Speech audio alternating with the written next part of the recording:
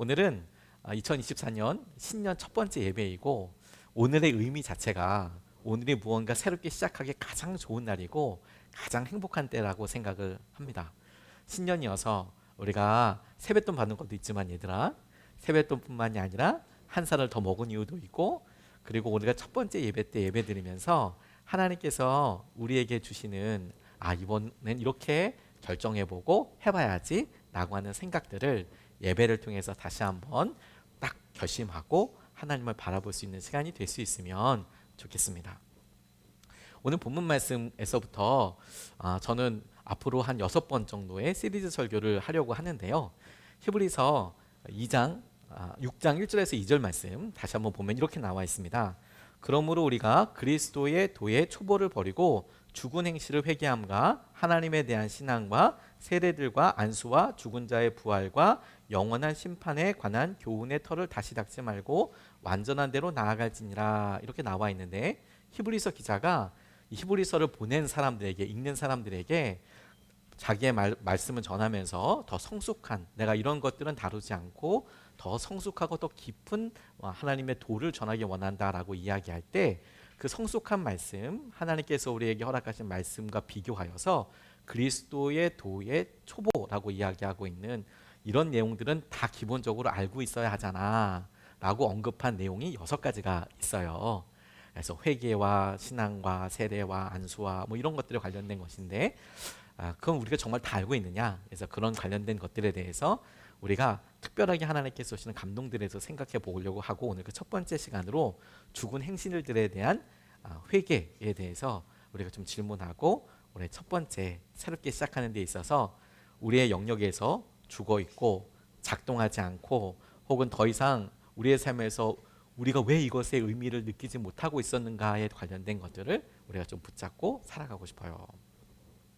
작년 말에 종영했던 드라마 중에서 연인이라는 드라마가 엄청났다면서요.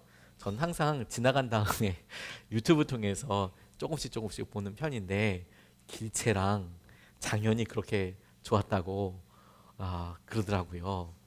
많이 웃으시는 거 보니까 다 보셨나 봐요. 가끔가다 저한테 목사님 어느 드라마 재밌다고 얘기해 주시는데, 이제는 제가 뭐 올해는 그것도 한번 좀 봐야 될까 이런 생각도 하고 있습니다. 길채와 장현의 여러 풋풋한 그 사랑의 이야기와 감동적인 대사들이 있다고 하는데, 그 이야기의 배경은 병자호란입니다.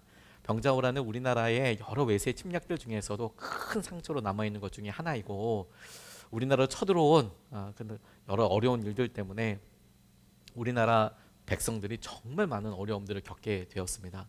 가장 어렵고 비참했던 것은 전쟁 자체에서 오는 큰 피해가 있었습니다. 많이 죽었고, 그리고 이루 말할 수 없는 고생들을 하게 되었습니다. 그리고 그렇게 생긴 여러 일들 중에 가장 많은 사람들에게 유명하고 큰 아픔으로 다가왔던 것들 중에 하나가 뭐냐면 잡혀간 거였어요. 그리고 잡혀갔다가 그 사람들 중에서는 속환이라고 해서 돈을 내서 돌아온 사람들도 있었고, 도망쳐서 도망온 사람들도 있었는데, 그 사람들의 삶이 전과는 똑같지가 않았습니다. 심지어 여성들은 전쟁 중에서 더 힘든 그런 처우를 받게 되었고, 여성들의 삶은 그 전과 후가 완전히 달랐어요. 양반집이든 혹은 일반 평민집이든 간에 결혼을 했건 미혼이었건 상관없이 일단 잡혀갔다고 오면 고향으로 돌아왔다고 해서 돌아올 향, 고향할 때 향, 향여라고 불렀는데, 그것을 빨리빨리 부르면서 심지어 우리나라 욕으로 이렇게 붙여서 할 정도로 낮춰 부르는 말이 될 정도로 우리나라에게서 큰 상처가 되었죠. 그래서 나라에서는 이렇게 잡혀갔다 온 사람들에 대해서 무조건 그 이유로 이혼할 수 없다, 혹은 여성을 내치지 못한다라는 법을 정하기도 하고, 서울의 홍제동이 있는데요, 그 홍제원의 물에 목욕을 하면 깨끗하게 씻어준다, 그런 의미로 왕명이 포고되기도 했었습니다. 당시에 어려움을 겪었던 사람들에게는 그렇게 가서 목욕이라도 할 수 있고 그렇게 포고문이 내리는 것 자체가 큰 힘이었다고 싶어요. 하지만 최선을 다한 것임에도 불구하고 실제 사는 사람들은 많이 어려웠죠. 하지만 여러분, 오늘 우리에게 이런 삶이 굉장히 와서 비슷한 부분이 있다고 싶어요. 하나님께서 우리에게 주신 말씀에 우리는 분명히 이겼고 하나님께서 하신 은혜들을 보았다라고 싶지만 마치 잡혀갔다가 끌려와서 이 땅에서 어려운 삶을 살고 있는 우리들의 모습이 죄된 세상에서 살다가 돌아와서 여전히 괜찮다라고 이야기되지만 어려움과 힘든 가운데 살아가는 우리의 내적인 갈등과 어려움과 참 비슷한 부분이 있는 거예요.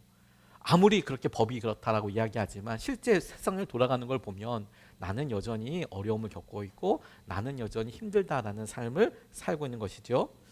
그런데 2024년도 우리가 새롭게 시작하면서 그럼 어떻게 우리의 삶을 행복하고 어떻게 우리의 삶의 새로운 가치들과 은혜를 누리면서 한 걸음을 내디딜 수 있을까?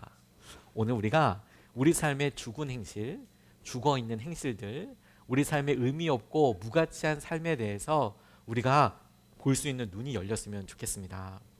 오늘 히브리서 6장 1절 말씀을 다시 한번 보면 이렇게 나와 있어요.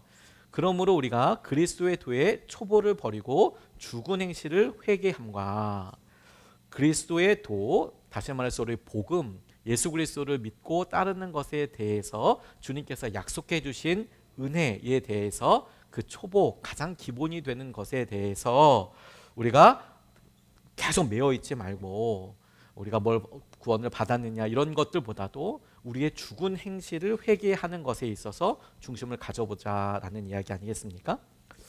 우리의 행실에 대해서 한번 생각해보고 분별해보자라는 거예요.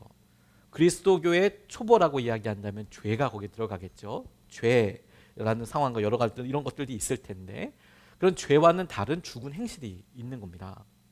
우리가 회개하고 우리의 잘못을 돌이키고 하나님께서 하신 은혜를 받아들이는 것은 참 중요하지만 근데 어느 순간에 여러분 우리가 죄로 영향력을 받고 있는 여러 행동들이 있다는 것을 보게 돼요. 죄를 짓는 것에서 회개하는 것과는 죽은 행실이 의미가 조금 다릅니다. 우리가 주님을 믿으면서 우리 몸으로 행동으로 주님께 헌신하고 예배하고 그리고 심지어 봉사도 합니다. 그런데 그런 행위와 섬김들이 어느 순간에 아무 열매가 없는 그야말로 형식적이고 의미 없는 그래서 우리가 보기에 더 이상 작동하지 않고 열매 맺지 않고 더 이상 마음이 움직이지 않는 행동들이 있다라는 거예요.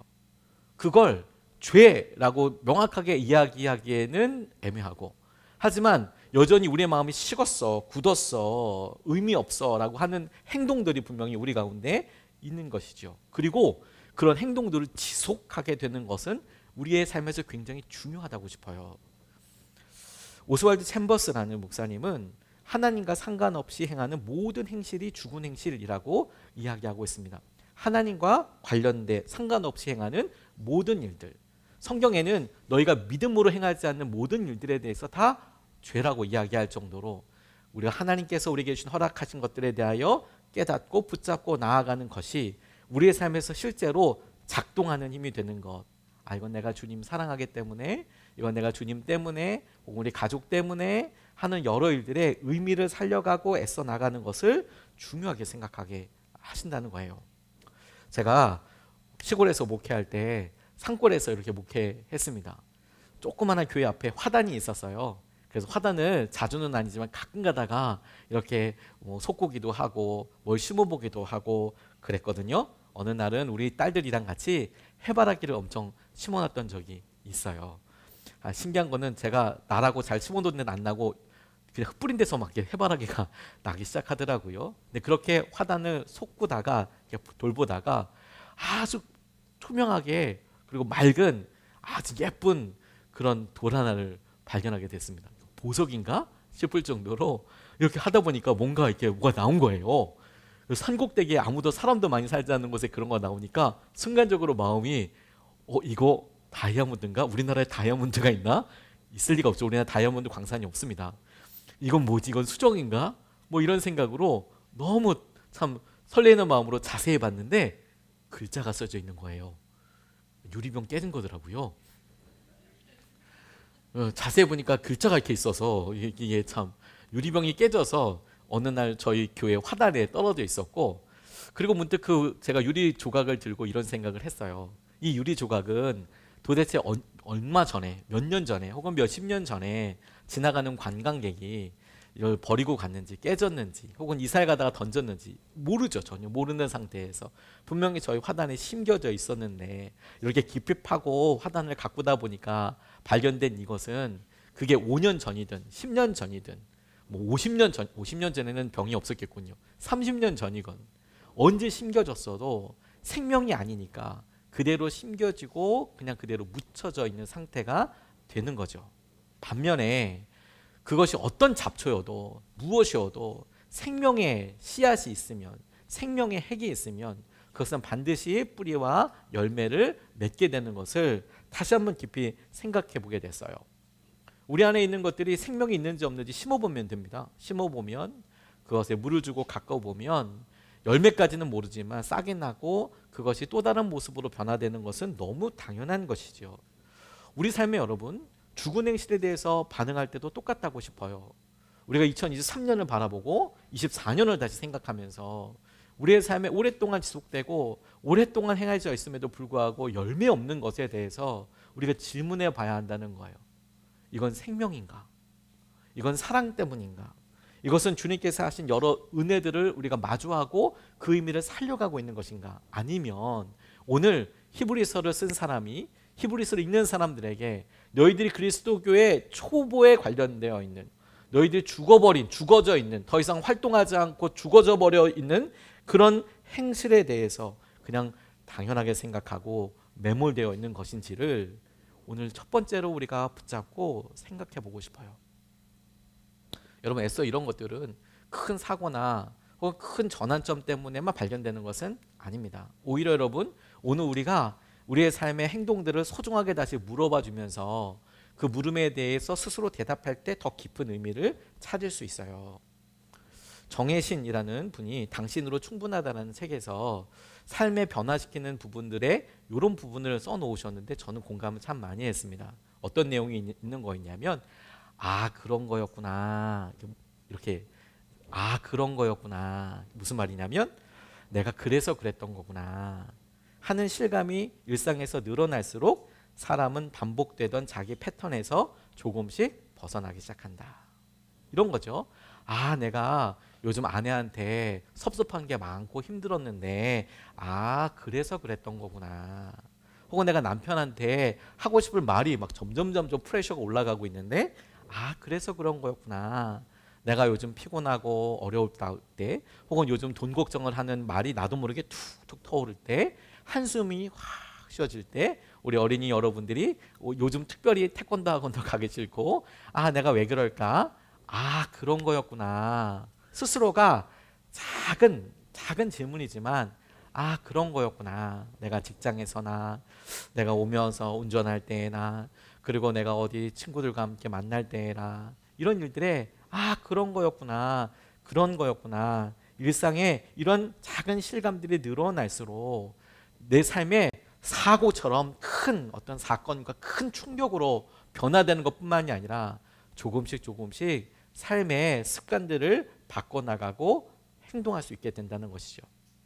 죽은 행실도 여러분 우리가 한번 생각해 볼 수 있지 않겠습니까? 어느 순간에 우리에게 심겨졌지만 나지 않는 생명과 사랑으로 이끌어지지 않는 것들에 대해서 조심스럽지만 꼼꼼하게 질문해 보는 거죠. 그리고 우리 스스로가 아 그런 거였구나. 내가 주님을 향한 마음과 주님을 향한 사랑과 주님을 향한 고백에 있어서 내가 하나님께서 하신 은혜를 더 붙잡아야 되는 거였구나. 떠나서 그런 거였구나.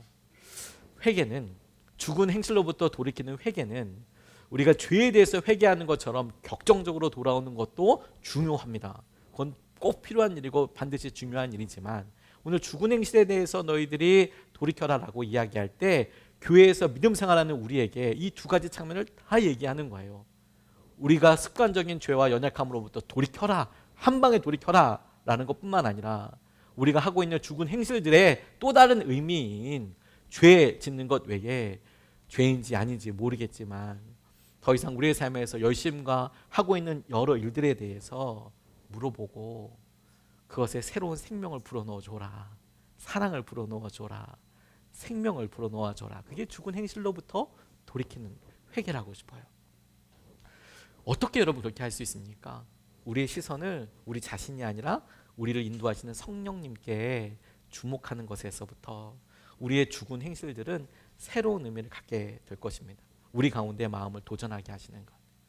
우리가 신년이 돼서 뭘 한번 새로 시작해 볼까라는 마음을 그냥 쉽게 허투루 생각하지 마십시오. 왜냐하면 여러분, 주님께서 우리에게 뭔가 말씀하실 때 우리가 일상적으로 느끼는 변화와 이런 계절, 이런 여러 전환점들, 새해가 바뀐다든지 하는 것은 누구에게나 말씀하실 수 있을 것처럼 하나님께서 우리에게 도전하시고 결단하도록 하는 굉장히 중요한 기간이자 기회가 되지 않겠습니까? 우리 안에서 그래, 새해에 이렇게 한번 해보자는 생각들을 따라가 보고 소중하게 여기는 것이 너무 중요해요. 왜? 그게 성령의 이끌리심이고 그게 우리를 인도해 주는 거니까요. 오늘 9장 14절 말씀이 이렇게 이야기합니다. 우리 죽은 행실에 대해서 이야기할 때 이것을 어떻게 깨끗하게 하느냐, 9장 14절은 이렇게 이야기합니다.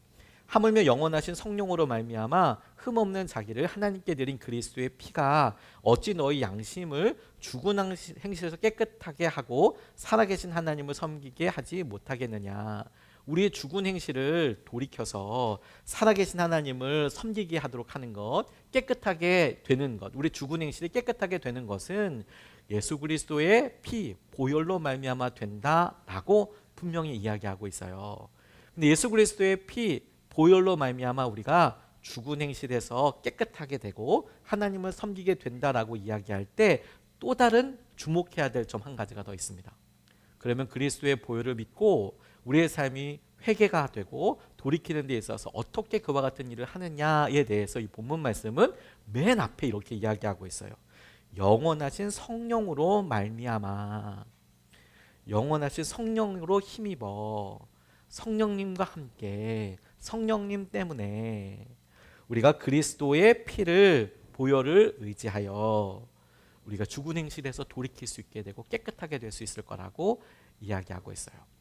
다시 말해서 죽은 행실을 돌이킬 수 있는 강력한 능력의 근원은 예수 그리스도의 보혈인데, 우리가 예수 그리스도의 보혈로 하나님께서 우리가 허락하신 죽은 행실들에서 돌이키게 될 때에 그것을 이끌어가는 지속적인 힘은 성령님의 힘입어서 그 일을 하게 된다는 것이죠. 우리가 회개할 때 우리의 삶의 결정적인 변화는 우리를 구원해 주신 예수님의 은혜, 우리가 이따 성찬에서도 다시 한번 기념할 테지만 예수 그리스도를 믿는 보혈의 은혜 때문에 구원을 받습니다. 그런데 여러분, 그 구원의 은혜와 능력을 주님의 보혈 때문에 믿고 의지하지만 지속적으로 그 보혈을 의지하고 누리기 위해서는 성령님의 지속적인 인도하심이, 성령님의 지속적인 이끄심이 우리에게 꼭 필요해요. 우리도 마찬가지입니다. 그런 여러분, 우리가 믿음 생활을 할 때 이 시간에 주님, 저는 구원도 헷갈려요 라고 하시는 분들이 계시다면 그리스도의 보혈에 의지하여 나의 미래와 내 삶에 함께 하시는 중요한 문제를 하나님이 그리스도로 해결하여 주셨음을 믿는 것이 너무 중요하고, 이미 그런 관계를 우리가 넘어섰다면, 그렇다면 여러분, 여전히 우리의 삶이 성령으로 말미암아 지속적으로 변화되고 회개하고 있는지에 대해서, 돌이키고 있는지에 대해서, 지속적으로 재조정되고 있는지에 대해서 생각해 봐야 한다는 거예요. 따라가야 한답니다. 광주에 오다 보면 저쪽에 빠지는 길이, 고속도로로 오다 보면 빠지는 길이 있거든요. 그래서 판교 쪽으로 가는 길 중에서 이런 일이 있었어요. 여러분들도 나중에 한번 보십시오. 서울 갔다가 이렇게 오는데 내비게이션을 자꾸 왼쪽으로 가라고 그러는데 이게 표는, 그림은 오른쪽으로 가게 되어 있는 거예요. 저쪽 광주로 빠지는 길은 분명히 오른쪽인데 이 내비게이션을 계속 직진으로 하더라고요. 카빼베뱅 내비가 그렇게 인도해 줘서, 그래서 저는 분명히 이 길인데 왜 얘는 나를 이렇게 인도하지? 분명히 이 길인데 난 여기서 오랫동안 여긴데 라고 하다가 저희 집사람이랑 저랑 따로 보고 있었거든요. 저는 잘 빠져서 나왔어요. 한참 있다 저희 집사람한테 전화가 왔어요. 이상하다고, 나 지금 딴 데 가고 있다고. 그래서 통화를 해보니, 혹시 제가 통화를 했죠. 혹시 거기서 오른쪽으로 안 빠지고 직진했냐, 왼쪽으로 갔냐. 갔다. 거기 판교 찍고 와야, 저쪽에 경기도 찍고 와야 된다. 돌아서 올라오고 그러면 시간 좀 걸리다. 30분 더 걸려서 돌아왔어요. 내비게이션을 찾을 때도 여러분, 바로 그것을, 자기 위치를 찾지 못하면 진짜 곤란하잖아요. 다시 찾고 다시 찾고. 그래서 정말 우리에게 필요하고 유익한 내비는 어떤 겁니까? 나오자마자 바로 찾아주는 거. 지하에서 나오자마자 바로 딱 잡아주는 거. 그런데 한참 동안 내 위치도 어딘지 모르고 찾아서 계속 하다 보면 저는 길을 잘 모르기 때문에 건물을 삥삥삥삥 도는 경우들도 있어요. 이게 제 위치를 잡을 때까지. 성령님의 인도하시면 딱 그와 같습니다. 우리가 회개하고 돌이킨다라고 할 때, 죽은 행실에 대해서 이야기할 때 하나님께서 우리를 지속적으로 이끌어주시고 인도하시는 그런 감을 딱 잡는 것이 되게 중요하죠. 그럴 때 여러분, 마음의 감동에 주님께서 이끌어주시는 점을 잘 붙잡아야 하는 거예요. 왜냐하면 그렇게만 이끌어 나가도 우리는 한계를 넘어서게 되고 하나님께서 이끌어주신 은혜를 누릴 수 있게 되는 겁니다. 이스라엘 백성들이 출애굽해서 가나안 땅, 약속의 땅으로 갈 때 처음부터 이렇게 쭉 가라 이렇게 얘기하지 않으셨어요. 하나님께서 이스라엘 백성들에게 원하셨던 것은 구름과 불기둥으로 따라가는 삶을 원하셨어요. 그렇게 따라가게 될 때 하나님께서 이끌어 주셨죠. 그리고 똑똑한 사람들이 약속의 땅에 간 게 아니라 구름 보듯이 인도하시는 하나님을 따라가는 사람들이 결국에는 약속의 땅에 가게 된 거예요. 성령의 인도하심도 마찬가지입니다. 우리가 예수 그리스도를 믿어 보혈의 능력을 힘입어 우리가 죄에서부터 자유함을 누리죠. 그럼 어떻게 하면 그런 삶을 계속해서 지속적으로 살 수 있을까요? 성령으로 말미암아 계속 그렇게 살아갈 수 있겠죠. 그렇게 살아갈 때 여러분, 우리가 얼마나 자주 의지하고 주님께 묻고 따라가고 순종하느냐는 우리가 GPS 신호를 얼마나 자주 잡느냐와 똑 닮아 있는 거예요. 너무 오랫동안 그런 회개와 돌이킴이 없었다면 우리는 여전히 가면서도 자신 없고 확신 없는 그런 삶을 살게 될 거고 길을 잘못 들을 수도 있게 되는 겁니다. 하지만 그것을 따라가면 여러분, 우리가 보기에는 아니다 싶어도 하나님께서 우리의 길을 넘어서게 하시는, 한계를 넘어서게 하는 일을 경험하게 될 거라는 거예요. 마더 테레사 너무 유명하죠. 1910년에 이 땅에 태어나서 빈민들, 어려운 사람들에게 정말 많은 영향력을 줬습니다. 근데 정작 여러분, 이 마더 테레사는 인도 사람은 아니고 예전에는 유고슬라비아, 유고 사람이었습니다. 그래서 거기서 태어났지만 어렸을 때 헌신하게 돼서 나오고 인도에서 죽어가는 사람들, 빈민들, 배우지 못한 어린이들을 보고 눈물을 흘리다가 1950년부터 사랑의 선교회를 세우고 헌신적으로 살았어요. 그래서 노벨상을 받기도 하죠. 1997년 죽을 때까지 사람들이 참 많은 존경을 했고요. 또 그녀가 실제 사망했을 때 인도인들이 혈통적 차이와 종교적 차이에도 불구하고, 무슨 말이냐면 그녀가 인도 사람이 아니잖아요. 유고 사람이잖아요. 유고슬라비아에. 그리고 그 인도의 최고 강성, 그 가장 많은 종교인은 힌두교인들이에요. 그리고 이슬람도 많습니다. 그리고 이 둘이 막 싸우기도 해요. 그래서 힌두, 이슬람인데 이 사람은 그렇지가 않잖아요. 근데 그럼에도 불구하고 국장을, 인도 전체가 기념해서 국장을 했어요. 근데 그녀에게 물었습니다. 어떤 사람이 예전에 뭐라고 물었냐, 어떻게 그런 삶을, 어떻게 그렇게 헌신적으로 살 수 있었느냐라고 물어보니까 마더 테레사가 뭐라고 얘기했냐면, 성령님은 나를 내 마음대로 살도록 내버려 두지 않으셨습니다. 성령께서 나를 내 마음대로 살도록 내버려 두지 않으셨다, 이렇게 이야기했답니다. 성령께서 여러분들은 마음대로 살도록 내버려 두십니까?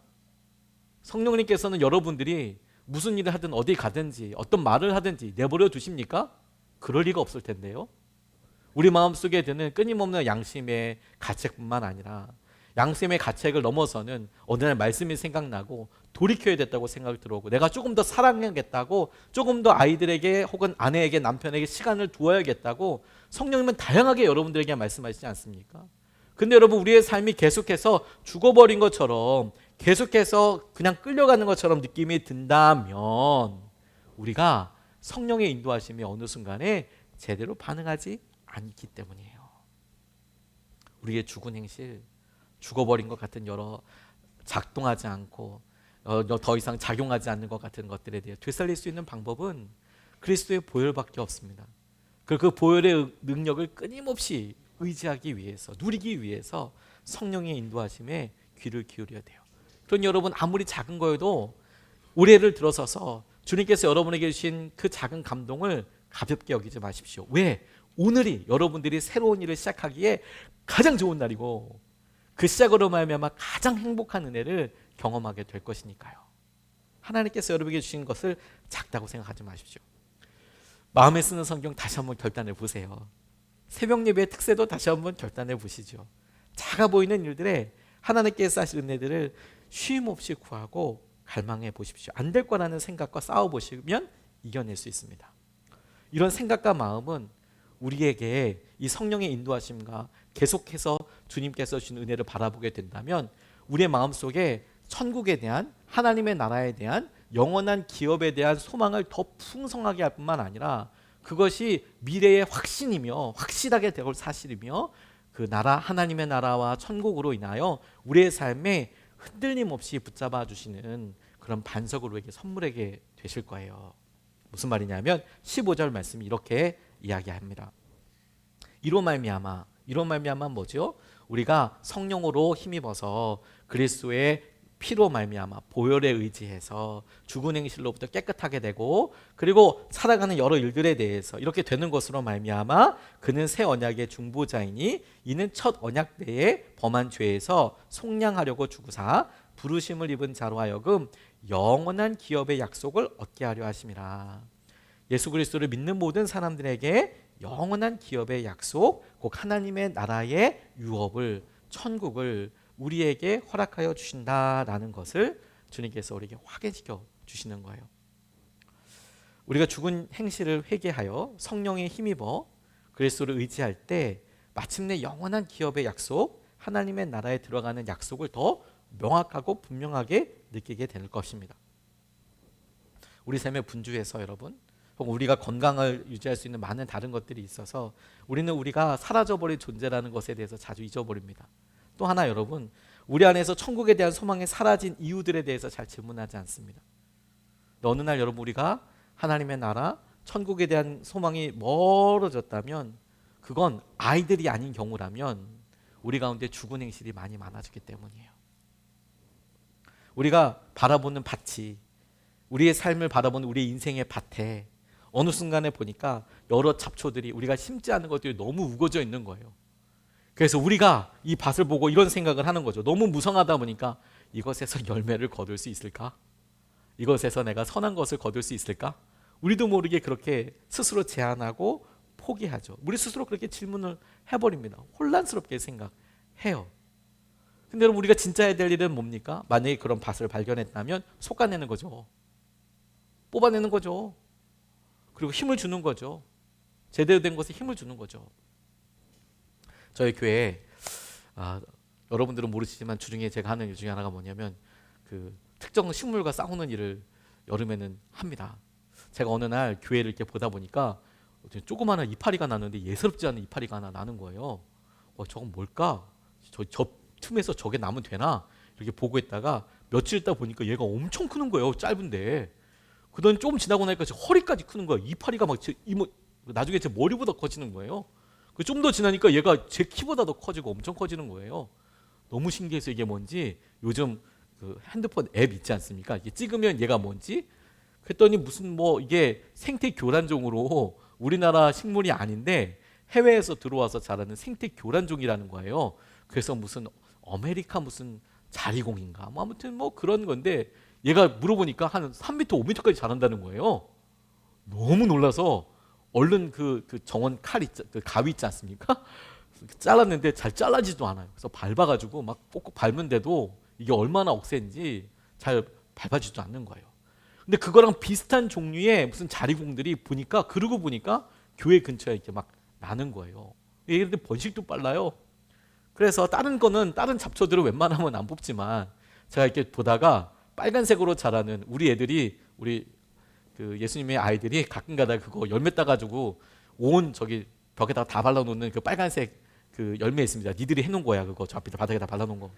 그게 그 생태 교란종이에요.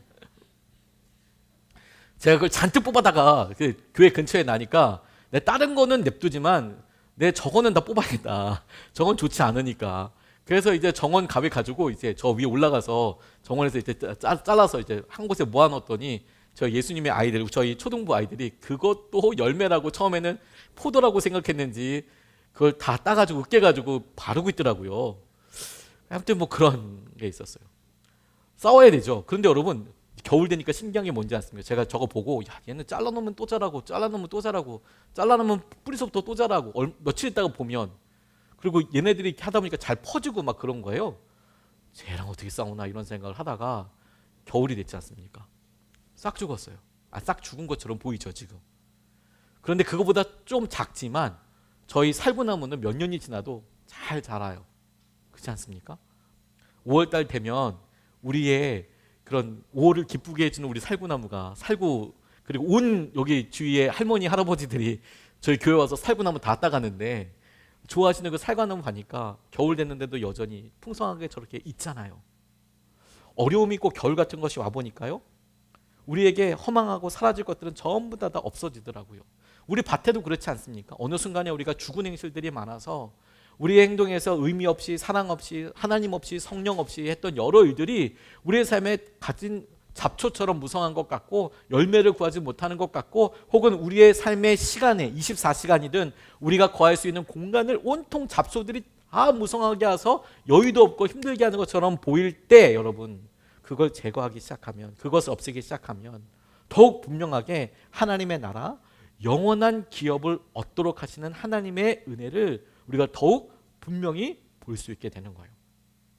하나님의 약속과 천국은 우리에게 한 번 주어진 놀라운 진리이지만, 그 진리의 말씀 우리가 지금 누리는 것은 우리가 열심으로 하나님 앞에 나아가는 우리의 수고도 필요하다는 얘기예요.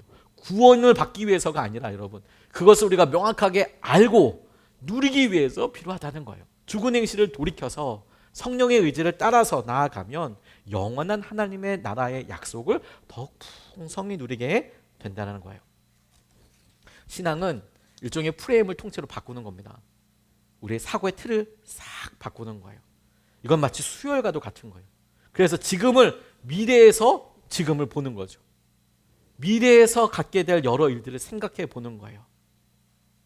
미래를 생각하니까, 왜냐하면 살아있는 거라면 여러분 반드시 열매가 있지 않겠습니까? 죽은 행실은 유리를 아무리 씹어봤자 아무것도 안 나잖아요. 이거 미래가 없다고 생각하는 거나 마찬가지죠. 지금 하는 거 이건 아무런 결과도 없을 거야 라고 생각하는 거 똑같죠. 하지만 반드시 생명은 미래에 있을 거니까 그 열매를 생각하고 오늘을 행동하겠죠. 그리고 그 열매를 생각해서 오늘을 행동하는 것이 늘어날수록 우리가 하나님 나라에 갔을 때 누리게 될 놀라운 은혜와 응답도, 하나님께서 우리에게 허락하실 축복도 커지지 않겠습니까? 그게 전체 프레임을 바꾸는 거예요. 얼마 전 몇 년 전 소천하신 이민환 목사님이 땅끝의 아이들이라는 책에서 26살로 세상을 떠난 첫 아들 유진이에 대해서 쓰신 이야기가 있어요. 그분이 이렇게 썼습니다. 그곳에 가서 묘비를 볼 때마다 그 아이의 육신은 거기에 묻혀 있지만 우리 아들의 영은 예수님을 믿었기 때문에 영원히 죽지 않고 내가 항상 가고 싶어하는 그 하나님의 영원한 나라에 먼저 가 있는 그것이 축복임을 깨닫게 됩니다. 그래서 울지 않습니다. 이제 그곳에 가서 주님을 찬양합니다. 그곳에 가면 항상 제 마음의 예배가 살아납니다. 그곳은 나의 아들을 기억하는 소중한 장소이지 패배와 죽음과 슬픔의 장소가 아닙니다. 이분이 자기의 아들이 26살이 된 청년이잖아요. 그런데 갑자기 어떻게 손써볼 수 없이 죽었어요. 얼마나 안타깝습니까? 자녀가 그렇게 먼저 떠나는 것은 참 너무 상상하기도 어려운 고통이고 아픔이지 않겠습니까? 그런 고통 가운데 아이의 무덤에 가요. 갈 때마다 그곳은 얼마나 힘들고 어려운 일이겠습니까? 그런데 이 이민환 목사님이 그런 고난 가운데 눈이 열렸던 것이 무엇이냐면, 지금은 고난이고 어려운데 미래를 생각해 보니, 하나님 나라를 생각해 보니, 우리 아들이 하나님 나라에서 보니 미리 하나님 나라에 가 있는 거구나. 그리고 하나님 나라에서 보니까 이 자리는 내가 지금 내 옆에 없기 때문에 슬프고 안타까운 아들의 부재, 없는 것으로 인한 슬픔만이 아니라 하나님을 다시 만나게 된다라는, 하나님께서 주신 은혜와 약속 가운데 다시 만나게 될 것이라는 것을 희망하고 의지하는 소망의 장소가 되고 부활의 장소가 되고 능력의 장소가 되더라라는 것이죠. 여러분, 2023년도에 우리의 죽은 행실들을 돌아보고 돌이켜야겠습니다. 우리가 하는 행동들이 적어도 여러분 죽은 것이 아니어서 어떤 열매를 맺게 된다는 사실만 하나만 상식적으로 떠올려도 우리의 행동은 굉장히 다채로워질 거예요. 오늘 우리가 소중하게 아이들을 쓰다듬고 축복하는 것이 3개월 후, 1년 후, 3년 후에 어떤 의미가 있을지를 생각하는 것만으로도 죽은 게 아니잖아요. 살아서 열매 맺을 것을 기대하잖아요. 하나님 안에서 그와 같은 일들을 더 풍성하게 누리고 의미 있게 나눠볼 수 있으면 좋겠습니다. 오늘 속회 모임 하실 때 다음에 세 가지로 좀 같이 나눠보셨으면 좋겠어요. 말씀드렸듯이 올해서부터 조금 바꿔보는 것 중에 속회의 나눔 제목을 지금 알려드리겠습니다. 첫 번째, 당신의 삶에서 죽은 행실이라고 할 만한 것들이 있는지 잠시 생각해보고 나눠보시기 바랍니다. PPT가 준비되어 있어요. 그 다음 거네. 네. 당신의 삶에서 죽은 행실이라고 할 만한 일들이 무엇인지, 내 삶을 돌이켜보니까 열매가 없다라고 생각되고 혹은 반복되는 일이라고 생각됐던 것들이 있다면 무엇이 있는지 한번 생각해 보십시오. 두 번째, 2024년을 시작하며 주님께 올해에는 해결하고 싶다고, 올해에는 극복하고 싶다고 기도하게 되는 것이 있다면 나눠보세요. 올해는 주님께서 이런 일들 극복하게 하시고 넘어서게 해주실 것을 내가 믿습니다. 내가 함께하고 싶습니다. 세 번째, 당신의 삶에서 하나님의 나라, 영원하신 기업이라고 이야기했는데 하나님의 나라가 더욱 분명하게 드러나기 위해서 혹은 하나님의 나라를 더욱 의지하기 위해서 새롭게 시작하거나 다시 도전해 볼 수 있는 것은 무엇이 있는지, 어떤 것들이 있는지 한번 살펴보시고 오늘 나누어 보실 수 있으면 좋겠습니다. 이따가 영상에는 아마 올라가 있을 겁니다. 오늘 우리가 성찬을 통해서 다시 한번 이 약속을 우리가 확고히 붙잡을 수 있으면 좋겠습니다. 하나님의 은혜 가운데, 주님의 약속 가운데 우리가 성찬을 통해서 다시 한번 기념하고 하나님의 은혜를 나누게 될 것입니다. 주님께서 여러분에게 주신 소중한 도전들을 가볍게 여기지 마시고 한번 오늘 이 시간에 성찬을 하면서 하나님께 약속드리고 하나님 앞에 의지할 수 있으면 좋겠습니다. 하나님, 우리가 새롭게 태어나고 새롭게 의지하게 하여 주십시오. 하나님의 은혜 가운데 우리의 죽은 행실에서 돌이켜서 주님의 은혜를 붙잡게 하여